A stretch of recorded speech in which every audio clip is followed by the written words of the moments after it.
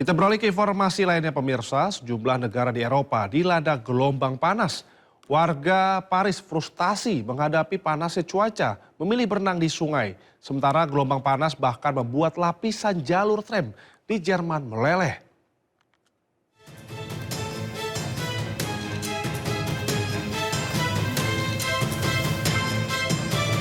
Warga Paris, Prancis memadati Kanal Saint-Martin di tengah melonjaknya suhu hingga 37 derajat Celcius.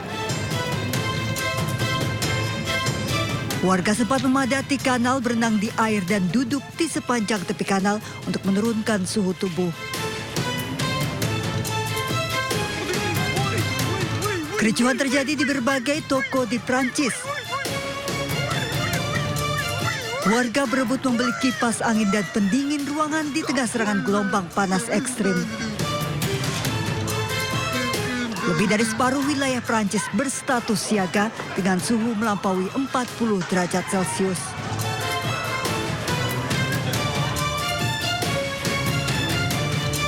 Akibat serangan gelombang panas ekstrim, warga Leipzig, Jerman frustasi.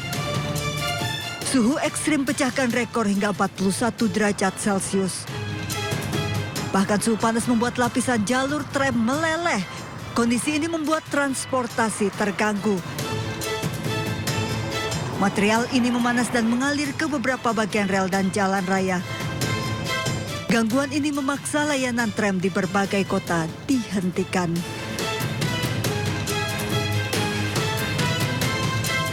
Dalam insiden ini, Menteri Luar Negeri Iran, Abbas Araghchi, memperingatkan Amerika Serikat untuk tidak ikut campur dalam pengaturan Selat Hormuz.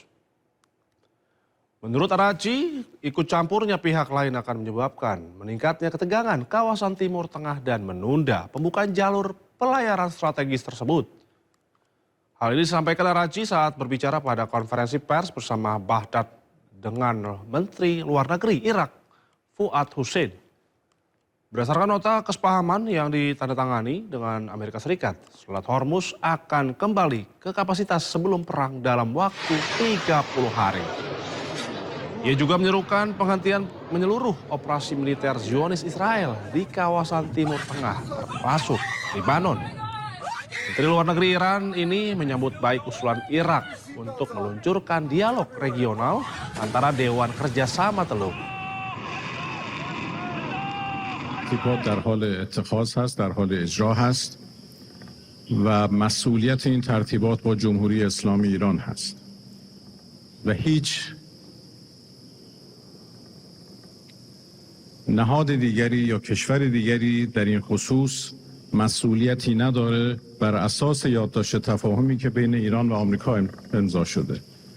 هر گونه دخالت در این امر، هر گونه تلاش برای اتخاذ tertibat jadid. Di tengah ketegangan yang kembali meningkat di Selat Hormuz, Menteri Luar Negeri Iran Abbas Araghchi memperingatkan bahwa campur tangan apapun dalam pengaturan terkait Selat Hormuz hanya akan meningkatkan ketegangan dan menunda pembukaan kembali Selat Hormuz.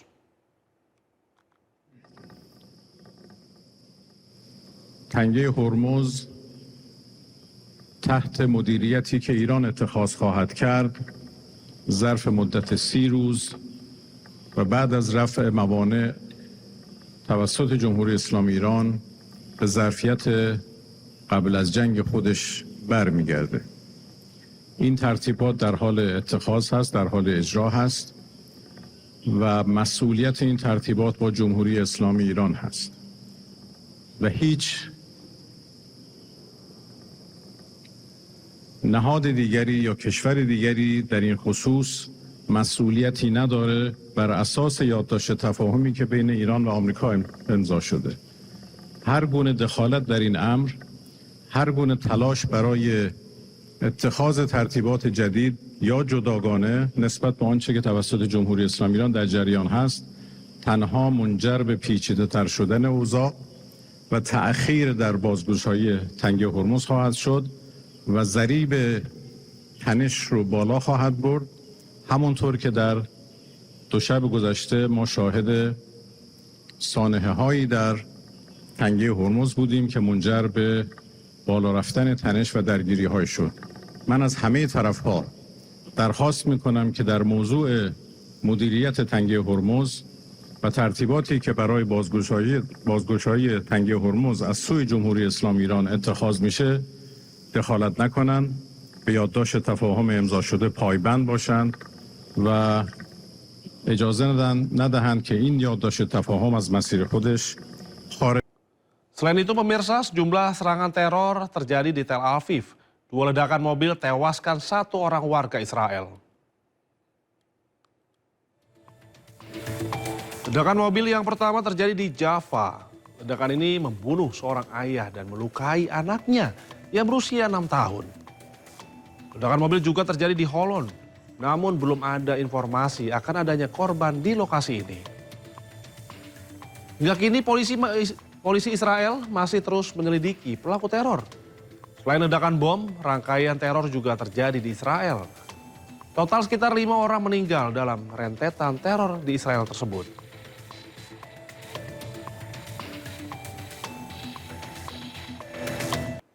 Dari informasi lainnya pemirsa, tim penyelamat berhasil mengevakuasi sejumlah korban yang terjebak di puing-puing reruntuhan bangunan di Venezuela. Salah satu penyelamatan haru adalah saat petugas berhasil mengevakuasi bayi.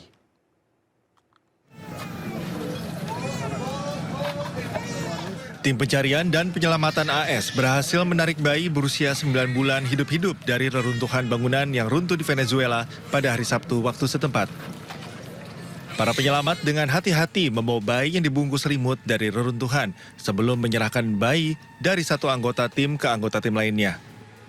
Bayi kemudian dibawa untuk mendapatkan perawatan medis sementara tim darurat terus mencari di dalam bangunan yang runtuh.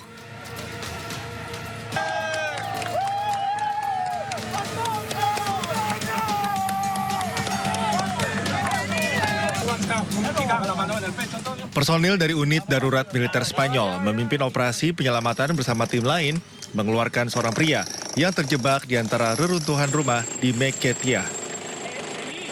Tim penyelamat menggunakan peralatan khusus untuk menyingkirkan puing-puing dan memastikan keamanan area selama operasi. Korban berhasil dikeluarkan hidup-hidup setelah terjebak selama 72 jam di bawah reruntuhan. Para penyelamat terlihat bersorak saat pria itu dibawa ke tempat aman.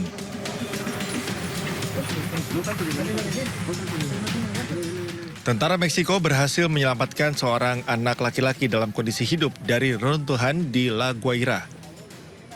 Setelah 6 jam memotong beton, mendobrak titik akses, dan membersihkan puing-puing, sebuah regu dari batalion tangkap darurat berhasil membawanya keluar dalam kondisi hidup. Petugas penyelamat mengamankan korban muda di atas tandu sebelum membawanya ke ambulans. Menurut angka resmi Venezuela, gempa bumi pada 24 Juni telah menewaskan sedikitnya 1.430 orang dan melukai lebih dari 3.200 orang. Ya pemirsa, pasukan Garda Revolusi Islam Iran atau IRGC meluncurkan rudal ke pangkalan Amerika Serikat di Kuwait dan juga Bahrain.